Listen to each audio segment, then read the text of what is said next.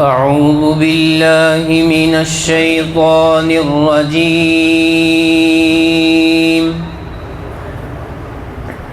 بسم الله الرحمن الرحيم.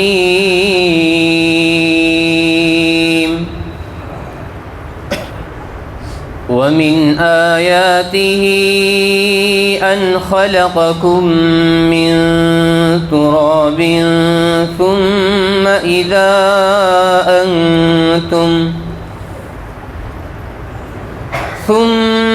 إذا أنتم بشر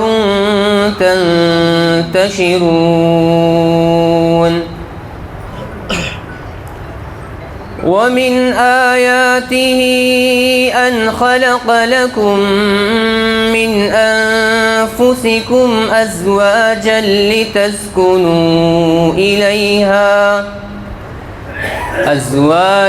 لتسكنوا إليها وجعل بينكم مودة ورحمة إن في ذلك لآيات لقوم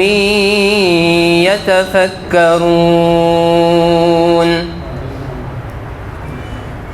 ومن آياته خلق السماوات والأرض واختلاف ألسنتكم وألوانكم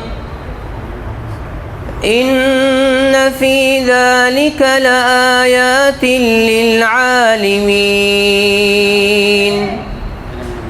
ومن آياته منامكم بالليل والنهار وابتغاؤكم من فضله إن في ذلك لآيات لقوم يسمعون.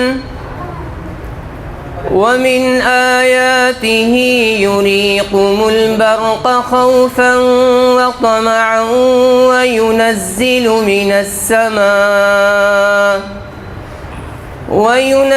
من السماء ماء فيحيي به الأرض بعد موتها إن في ذلك لآيات لقوم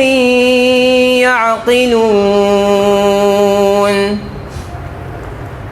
ومن آياته أن تقوم السماء والأرض بأمره ثم إذا دعاكم دعوة من الأرض إذا أنتم تخرجون.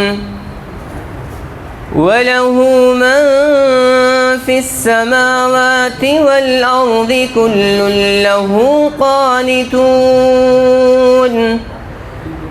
وهو الذي يبدأ الخلق ثم يعيده وهو أهون عليه وله المثل الأعلى في السماوات والأرض وهو العزيز الحكيم.